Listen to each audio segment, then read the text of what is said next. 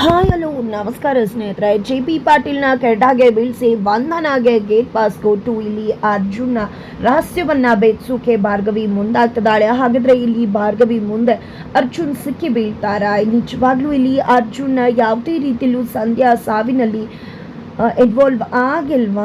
ಏನಾಯಿತು, ಏನು ಕತೆ, ಎಲ್ಲವನ್ನ ಕೂಡ ತಿಳ್ಕೋಬೇಕು ಅಂದರೆ ಈಗಲೇ ನಮ್ಮ ಈ ಚಾನಲ್ನ ಸಬ್ಸ್ಕ್ರೈಬ್ ಮಾಡಿ, ಹಾಗೆ ಒಂದು ವಿಡಿಯೋವನ್ನು ಪೂರ್ತಿಯಾಗಿ ನೋಡೋದನ್ನು ಯಾವುದೇ ಕಾರಣಕ್ಕೂ ಕೂಡ ಮರಿಬೇಡಿ. ಇಲ್ಲಿ ಅರ್ಜುನ್ ಮತ್ತು ಭಾರ್ಗವಿ ಇಬ್ಬರು ಕೂಡ ದೇವಸ್ಥಾನಕ್ಕೆ ಹೋಗಿದ್ದಾರೆ. ದೇವಸ್ಥಾನಕ್ಕೆ ಹೋಗಿದ್ದೆ ಅಲ್ಲಿ ಅವರ ತಂದೆ ತಾಯಿ ಕೂಡ ಬಂದಿರ್ತಾರೆ. ತನ್ನ ಮಗಳು ಮತ್ತು ಅವಳ ಸಂಸಾರ ಚೆನ್ನಾಗಿರಬೇಕು ಅಂತ ರವೀಂದ್ರ ಅವರು ಹರಕೆಯನ್ನು ಕೂಡ ಕಟ್ಕೊಂಡಿರ್ತಾರೆ, ತನ್ನ ಮಗಳು ಚೆನ್ನಾಗಿರಲಿ ಅಂತ. ಆ ಹರಕೆ ತೀರಿಸುವ ಸಮಯದಲ್ಲಿ ಅರ್ಜುನ್ ತಲೆಗೆ ಅದೇ ತೆಂಗಿನ ಚಿಪ್ಪಿನಿಂದ ಏಟಾಗತ್ತಾ. ಇಲ್ಲಿ ಭಾರ್ಗವಿ ರೊಚ್ಚಿಗೆ ಹೇಳ್ತಾಳೆ, ಯಾರದು ಈ ರೀತಿ ಮಾಡಿದ್ದು ಅಂತ. ಆದ್ರೆ ಅಪ್ಪ ಅನ್ನೋದನ್ನ ನೋಡ್ತಿದ್ದಾಗ ನಿಜವಾಗ್ಲೂ ಭಾರ್ಗವಿ ಅಪ್ಪನ್ನ ಹೋಗಿ ಕಣ್ಣೀರ್ ಹಾಕ್ತಾಳೆ, ಅಪ್ಕೋತಾಳೆ, ಮಾತಾಡ್ಸೋಕೆ ಟ್ರೈ ಮಾಡ್ತಾಳೆ. ಆದ್ರೆ ರವೀಂದ್ರ ಭಟ್ಗಳಂತೂ ಯಾವುದೇ ರೀತಿಲೂ ಕೂಡ ಮಾತನಾಡೋದಕ್ಕೆ ಮುಂದಾಗೋದಿಲ್ಲ, ಅಲ್ಲಿಂದ ಹೊರಟ್ಬಿಡ್ತಾರೆ. ಆದ್ರೆ ಅಮ್ಮ ಅನ್ನಪೂರ್ಣ ಮಾತ್ರ, ನಿಮ್ಮಪ್ಪ ಇಲ್ಲಿಗೆ ಬಂದಿದೆ ನಿನ್ನ ಹರಕೆ ತೀರಿಸೋದಕ್ಕೆ, ನೀವು ಚೆನ್ನಾಗಿರ್ಬೇಕು ಅಂತ ಪೂಜೆ ಮಾಡಿಸ್ಲಿಕ್ಕೆ. ಆದರೆ ನಿಮ್ಮಪ್ಪ ಏನು ಅನ್ನೋದು ಗೊತ್ತಾ ಅಲ್ವಾ ನಿನಗೆ, ಯಾಕೆ ರೀತಿ ಮಾಡ್ತಿದ್ದಾರೆ ಅಂತ ಗೊತ್ತಾಗ್ತಿಲ್ಲ, ನಾನು ಹೊರಡ್ತೀನಿ ಅಂತ ಅನ್ನಪೂರ್ಣ ಅವರು ಕೂಡ ಹೊರಡ್ತಾರೆ. ಇದರ ನಡುವೆ ಇಲ್ಲಿ ಅರ್ಜುನ್ ಆಲ್ರೆಡಿ ಭಾರ್ಗವಿ ತಂದೆ ತಾಯಿನ ಒಪ್ಸೋದಕ್ಕೋಸ್ಕರ ಅವರ ಮನೆಗೆ ಹೋಗಿದ್ದ ವಿಷಯ ಭಾರ್ಗವಿಗೆ ಗೊತ್ತಾಗುತ್ತೆ. ಹೋಗೋ ಅವಶ್ಯಕತೆ ಇನ್ನು ಮುಂದೆ ಇರುವುದಿಲ್ಲ, ನನಗೊಂದು ಪ್ರಶ್ನೆಗೆ ಉತ್ತರ ಸಿಗಬೇಕಾಗಿದೆ, ಆದರೆ ಅದನ್ನು ತೆಗೆದುಕೊಂಡ ನಂತರ ನಾನೇ ಹೋಗ್ತೀನಿ, ಮಾತನಾಡ್ತೀನಿ ಅಂತ ಹೇಳಿ ಭಾರ್ಗವಿ ಹೇಳ್ತಾರೆ. ಇತ್ತ ಕಡೆ ಭಾರ್ಗವಿ ಅರ್ಜುನ್ ತಲೆಗೆ ಆಗಿರ್ತಕ್ಕಂಥ ಒಂದು ಪೆಟ್ಟಿನಿಂದ ನಿಜವಾಗ್ಲೂ ಬೇರೆದೇ ಯೋಚನೆನ ಮಾಡಿದಾಳೆ. ಅದೇ ಕಾರಣಕ್ಕೆ ಇಲ್ಲಿ ಅರ್ಜುನ್ ಕರ್ಚೀಫನ್ನು ಎಸಲಿಕ್ಕೆ ಮುಂದಾದಾಗ ಅದನ್ನು ಕುಡಿ, ನಾನು ತೊಳೆದು ಕೊಡ್ತೀನಿ ಅಂತ ತಗೊಂಡು ಅದನ್ನು ಪೊಲೀಸ್ಗೆ ಕೊಟ್ಟಿದ್ದಾಳೆ. ಪೊಲೀಸ್ಗೆ ಕೊಟ್ಟು ಸಂಧ್ಯಾ ಬಾಡಿ ಮೇಲೆ ಇರ್ತಕ್ಕಂಥ ಬ್ಲಡ್ ಸ್ಟ್ರೈನ್ಗೂ ಇದಕ್ಕೂ ಮ್ಯಾಚ್ ಆಗುತ್ತಾ ಅನ್ನೋದನ್ನು ನೋಡಬೇಕು ಅಂತ. ಇಲ್ಲಿ ನಿಜವಾಗ್ಲೂ ಅರ್ಜುನ್ ಬಗ್ಗೆ ಸಾಕಷ್ಟು ಅನುಮಾನ ಎಷ್ಟಿದೆಯೋ ಅಷ್ಟೇ ಪ್ರೀತಿ ಕೂಡ ಇದೆ ಭಾರ್ಗವಿಗೆ. ಅರ್ಜುನ್ ಕಣ್ಗಳಲ್ಲಿ ಪ್ರೀತಿ ಕಾಣಿಸುತ್ತೆ, ಆದರೆ ಮನಸ್ಸು ಒಂದೇ ಹೇಳಿದ್ರೆ ಬುದ್ಧಿ ಒಂದೇ ಹೇಳುತ್ತೆ, ಏನು ಮಾಡಬೇಕು ಗೊತ್ತಾಗ್ತಿಲ್ಲ. ಅರ್ಜುನ್ ಹೆಂಡತಿಯಾಗಿ ನಾನು ನಿಜವಾಗ್ಲೂ ಅವ್ರಿಗೆ ದ್ರೋಹ ಮಾಡ್ತಿದ್ದೀನಿ. ಬೆನ್ನಿಂದೆ ಅವ್ರ ಕರ್ಚೀಫನ್ನು ತೆಗೆದುಕೊಂಡು ನಾನು ಇನ್ವೆಸ್ಟಿಗೇಷನ್ಗೆ ಯೂಸ್ ಮಾಡ್ಕೋತಿದ್ದೀನಿ. ಬಟ್ ಏನು ಮಾಡಲಿ, ನಾನು ಒಂದು ಲಾಯರ್ ಆಗಿ ಏನು ಮಾಡಬೇಕು ಅದನ್ನೇ ಮಾಡ್ತಿದ್ದೀನಿ ಅಂತ ಮನಸ್ಸಲ್ಲೇ ಅನ್ಕೋತಾರೆ. ಖಂಡಿತವಾಗ್ಲೂ ಭಾರ್ಗವಿ ಅಂದ್ಕೊಂಡಿರೋ ಪ್ರಕಾರ ಸಂಧ್ಯಾ ಸಾವಿನಲ್ಲಿ ಅರ್ಜುನ್ ಪಾತ್ರ ಇಲ್ಲ ಅಂತಾನೆ ರಿಸಲ್ಟ್ ಬರುತ್ತಾ ಅನ್ನೋದನ್ನ ಕಾದು ನೋಡ್ಬೇಕಾಗದ. ಇದರ ನಡುವೆ ಇಲ್ಲಿ ಮನೆಗೆ ಅರ್ಜುನ್ ಮತ್ತೆ ಭಾರ್ಗವಿ ಬರೋಕ್ಕೂ ಮುನ್ನನೇ ವಂದನಾ ಮನೆಗೆ ಬಂದಿದ್ದಾಳೆ. ಶಕುಂತಲ ಅವರು ವಂದನಾನ ಗೇಟ್ ಪಾಸ್ ಕೊಟ್ಟು ಕಳ್ಸೋಕೆ ಮುಂದಾದ್ರೆ ಅಲ್ಲಿ JP ಪಾಟೀಲ್ ಬಂದಿದ್ದ ವಂದನಾನೇ ಮನೆ ಸುಸಿ ಅಂತ ಹೇಳ್ತಾರೆ. ತದನಂತರ ಇಲ್ಲಿ ರೀತುಗೆ ದುಡ್ಡು ಕೊಟ್ಟಿದ್ದಾರೆ. ವಂದನಾ ದುಡ್ಡನ್ನ ಇಟ್ಕೊಂಡು ಸಾಕಾಗೋಗಿದೆ ರೀತುಗೆ. ಆಲ್ರೆಡಿ ಆ ವ್ಯಕ್ತಿ ದುಡ್ಡು ಕ್ಯಾಶಲ್ಲೇ ಬೇಕು ಅಂತಾನೆ ದುಡ್ಡನ್ನ ಬಚ್ಚಿಡುವಷ್ಟರಲ್ಲಿ ಸಾಕಾಗೋಯ್ತು ಅಂತ ಅನ್ಕೋತಿದ್ದಾಗೆ ವಂದನಾ ರೂಮಿಗೆ ಬಂದಿದೆ. ವಂದನಾ ನಾನು ದುಡ್ಡು ಕಳಿಸುತ್ತೆ ನಿನಗೆ ತಲುಪ್ತಾ ಅಂದಾಗ, ಹಾಂ ಅದಕ್ಕೆ ತಲುಪ್ತು, ನಿಜವಾಗ್ಲೂ ಯು ಆರ್ ರಿಯಲಿ ಗ್ರೇಟ್.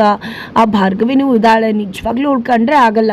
ಆದರೆ ಏನು ಮಾಡೋದು ಅಣ್ಣ, ಎಲ್ಲರ ಹತ್ರ ಬಂದು ಅವಳ ಅದಕ್ಕೆ ಅಂತ ಈ ಮನೆ ಸುಸಿ ಅಂತ ಒಪ್ಕೊಳ್ಳಿ ಅಂತ ಹೇಳಿ ಪ್ರಾಣ ತಿಂತಿರ್ತಾನೆ. ಆದರೂ ನೀವೇನಿಲ್ಲಿ ಅಂದಾಗ ಯಾಕೆ ನಾನು ಇಲ್ಲಿಗೆ ಬರಬಾರ್ದಿತ್ತ, ಎಲ್ಲರೂ ಕೂಡ ಅದೇ ಪ್ರಶ್ನೆ ಮಾಡ್ತಿದ್ರಲ್ಲ ಅಂತ ಹೇಳಿ ವಂದನಾ ಕೇಳಿದಾಗ, ಅದು ಹಾಗಲ್ಲ ಅದಕ್ಕೆ, ನೀವು ಬಂದಿದ್ದು ನಂಗೆ ತುಂಬಾ ಖುಷಿ ಆಯಿತು, ನೀವಂದರೆ ನಂಗೆ ತುಂಬಾ ಇಷ್ಟ ಅಂತ ಹೇಳ್ತಿದ್ದಾಳೆ. ಜೊತೆಗೆ ನಿನಗೇನಾದರೂ ಅವನು ಇನ್ನಷ್ಟು ದುಡ್ಡು ಕೇಳಿದ್ರೆ ನನಗೆ ಹೇಳು, ನಾನು ಎಲ್ಲವನ್ನ ಕೂಡ ಹ್ಯಾಂಡಲ್ ಮಾಡ್ತೀನಿ ಅಂತ ವಂದನಾ ಹೇಳ್ತಾಳೆ.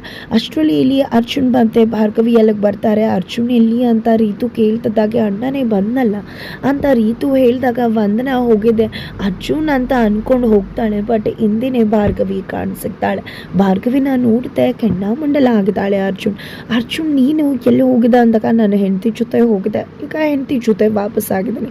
ಭಾರ್ಗವಿ ಅವರೇ ನನಗೊಂದು 2 ಕಾಲ್ ಮಾಡೋದಿದೆ, ನಾನು ಹೊರಡ್ತೀನಿ ಅಂತ ಹೇಳಿ ರೂಮಿಗೆ ಹೋಗ್ಬಿಡ್ತಾರೆ ಅರ್ಜುನ್. ಈ ಕಡೆ ಭಾರ್ಗವಿ ವಂದನಾಗೆ ಮನೆಗೆ ಗೆಸ್ಟ್ ಬಂದಿದ್ದೀರ, ಏನು ಕೇಳಬೇಕು ಅದು ನಾನು ಕೇಳಲೇಬೇಕಾಗತ್ತಲ್ವ, ಏನು ತಗೋತೀರ, ಕಾಫಿ ಟೀ ಜ್ಯೂಸ್ ಏನು ಮಾಡ್ಕೊಂಡು ಬರಲಿ ಅಂದಾಗ, ಯಾವಳೇನು ಅಂತ ಕೇಳ್ತಿದ್ದಾಳೆ ವಂದನಾ. ನಾನು ಯಾರು ಅಂದರೆ ಈ ಮನೆ ಮಗ ಅರ್ಜುನ್ ಪಾಟೀಲ್ನ ಹೆಂಡತಿ ಅಂತ ಹೇಳಿ ಭಾರ್ಗವಿ ಹೇಳಿದಾಗ ವಂದನಾ ಕೆಂಡಾಮಂಡಲ ಆಗಿಬಿಡ್ತಾಳೆ.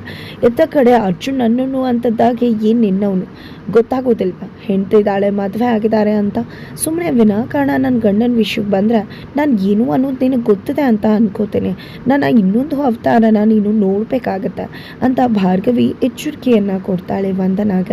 ಇದರಿಂದ ವಂದನ ಒಂದು ಕ್ಷಣಕ್ಕೆ ಆಕೆ ಬೆಚ್ಚಿ ಬೀಳುವುದಂತೂ ಗ್ಯಾರಂಟಿ. ತದನಂತರ ಈ ಮನೆ ಸೊಸೆಯಾಗಿ ನಿಮ್ಗೇನಾದರೂ ತಂದು ಕೊಡಲೇಬೇಕಾಗತ್ತೆ ಮನೆ ಗೆಸ್ಟ್ಗೆ ಅಂತ ಹೇಳಿ ತರಲಿಕ್ಕೆ ಅಂತ ಹೋಗ್ತಾಳೆ.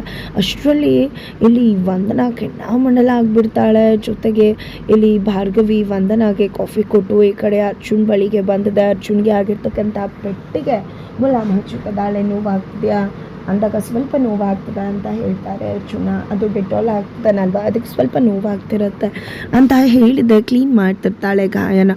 ಅಷ್ಟರಲ್ಲಿ ವಂದನಾ ಸಿಟ್ಟಿಗೆದ್ದದೆ ರೂಮ್ಗೆ ಎಂಟ್ರಿ ಕೊಡೋಕೆ ಮುಂದಾದರೆ ವಂದನಾನ ತಡೆದು ಹೇಳ್ಕೊಂಡು ಹೋಗ್ತಾಳೆ. ಏನು ಮಾಡೋಕೆ ಹೊರಟಿದ್ಯಾ ನೀನು?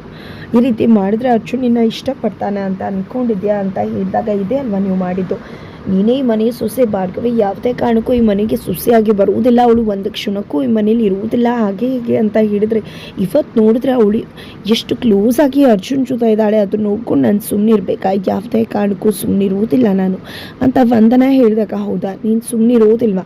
ಹಾಗಂದು ಮಾತ್ರಕ್ಕೆ ಅರ್ಜುನ್ ಸಿಗ್ತಾನೆ? ಯಾವುದೇ ಕಾರಣಕ್ಕೂ ಇಲ್ಲ. ಅವನ ಜೊತೆ ತುಂಬ ಚೆನ್ನಾಗಿ ನಾಜೂಕಾಗಿ ಮಾತನಾಡಬೇಕಾಗತ್ತೆ. ನೀನು ಪ್ರತ್ಯಕ್ಷವಾಗಿ ಕಂಡ್ರು ಪ್ರಮಾಣಿಸಿ ನೋಡಬೇಕು. ಮೇಲ್ ನೋಡಿದ್ದೆಲ್ಲ ನಿಜ ಅಂತ ಅಂದ್ಕೊಂಡ್ರೆ ಇದೇ ರೀತಿ ಆಗೋದು. ಕೋಪದ ಕೈಗೆ ಬುದ್ಧಿ ಕೊಡದೆ ತಾಳ್ಮೆಯಿಂದ ಆ ರೂಮನ್ನು ನೋಡಿದ್ರೆ ನಿನಗೆ ಗೊತ್ತಾಗ್ತಿತ್ತು ಭಾರ್ಗವಿ ಅರ್ಜುನ್ ಹೇಗಿದ್ದಾರೆ ಅಂತ. ಭಾರ್ಗವಿ ಅರ್ಜುನ್ ಎಲ್ಲ ಬೇರೆ ಯಾರೇ ಬೀದಿಲಿ ಹೋಗೋರಾಗಿದ್ರು ಅವ್ರಿಗೂ ಕೂಡ ಇದೇ ರೀತಿ ಫಸ್ಟ್ ಏಡ್ ಮಾಡ್ತಾ ಇದ್ಲು ಅಂತ ಬೃಂದಾ ಹೇಳ್ತಾಳೆ. ಜೊತೆಗೆ ಅಲ್ಲಿ ಹಾಸಿಗೆ ದಿಂಬು ಕೆಳಗಡೆ ಇತ್ತು, ನೋಡಿದ್ಯಾ ಅಂದಾಗ ವಂದನಾ ನೆನಪು ಮಾಡ್ಕೊಂಡಿದ್ದೆ. ಹೌದು ಹೌದು ನೀವು ಹೇಳಿದ ಕರೆಕ್ಟು ಅಂದಾಗ ನೋಡಿದ್ಯಾ, ಅದಕ್ಕೆ ಹೇಳೋದು ತಾಳ್ಮೆಯಿಂದ ಕೇಳಬೇಕು ಅಂತ. ಅರ್ಜುನ್ ಮನಸ್ಸನ್ನು ನಿಧಾನಗತಿಯಲ್ಲಿ ಹೊಲಿಸ್ಕೊಳ್ಳೋಕೆ ನೋಡು ಅಂತ ಬೃಂದಾ ವಂದನಾಗೆ ಹೇಳ್ಕೊಡ್ತಾರೆ. ಅತ್ತ ಕಡೆ JP ಪಾಟೀಲ್ ಹತ್ರ ಶ್ಯಾಮ ಸರ್, ನಿಜವಾಗ್ಲೂ ಭಾರ್ಗವಿ ಇಲ್ಲಿ ಇರಬಾರ್ದಿತ್ತು ಸರ್, ನಿಜವಾಗ್ಲೂ ಅವಳನ್ನ ಯಾಕೆ ಇನ್ನೂ ಈ ಮನೇಲಿ ಇಟ್ಕೊಂಡಿದ್ರ?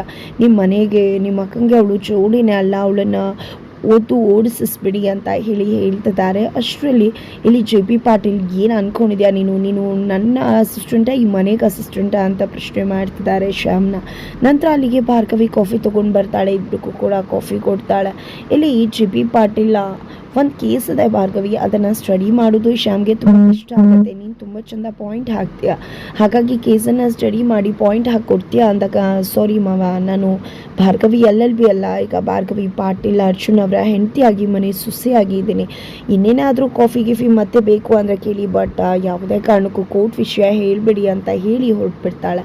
JP ಪಾಟೀಲ್ ಅದನ್ನೇ ನಂಬ್ಕೊಂಡು ಕೇಕೆ ಹಾಕ್ತಿದ್ದಾರೆ. ಇದರ ನಡುವೆ ಇಲ್ಲಿ ಭಾರ್ಗವಿ ಪೊಲೀಸ್ಗೆ ಆ ಒಂದು ಕರ್ಚೀಫನ್ನು ಕೊಟ್ಟು ಟೆಸ್ಟ್ ಮಾಡಲಿಕ್ಕೆ ಹೇಳಿರ್ತಾರೆ. ಅದೇ ಟೆಸ್ಟ್ ರಿಪೋರ್ಟ್ನ ಹೇಳಲಿಕ್ಕೆ ಇನ್ಸ್ಪೆಕ್ಟರ್ ಕಾಲ್ ಮಾಡಿದ್ದಾರೆ. ನೀವು ಗಂಡ ಅನ್ನೋದನ್ನು ಕೂಡ ನೋಡದೆ ಸಂಧ್ಯಾ ಸಾವಿಗೆ ನ್ಯಾಯ ಕೊಡಿಸ್ಬೇಕು ಅಂತ ನಿಮ್ಮ ಗಂಡನ ಕರ್ಚೀಫನ್ನು ನಮಗೆ ಕೊಟ್ಟು ಕಳಿಸಿದ್ರಿ, ಬಟ್ ಯಾವುದೇ ರೀತಿಯಲ್ಲೂ ಕೂಡ ಅಲ್ಲಿ ಸ್ಟ್ರೈನ್ಸ್ ಕಾಣಿಸ್ತಾ ಇಲ್ಲ, ಸಂಧ್ಯಾ ಸ್ಟ್ರೈನ್ಸ್ಗೂ ಮತ್ತು ಅರ್ಜುನ್ ಸ್ಟ್ರೈನ್ಸ್ಗೂ ಅಂತ ಹೇಳಿ ಈ ಕಡೆ ಅರ್ಜುನ್ ಸೇಫ್ ಆಗ್ತಾರೆ. ಅರ್ಜುನ್ ಮೇಲೆ ಇಟ್ಟಂತಹ ಭಾರ್ಗವಿ ವಿಶ್ವಾಸ ನಿಜ ಆಗತ್ತಾ? ಅರ್ಜುನ್ ಸಂಧ್ಯಾ ಸಾವಿನಲ್ಲಿ ತಪ್ಪು ಮಾಡಿಲ್ವಾ?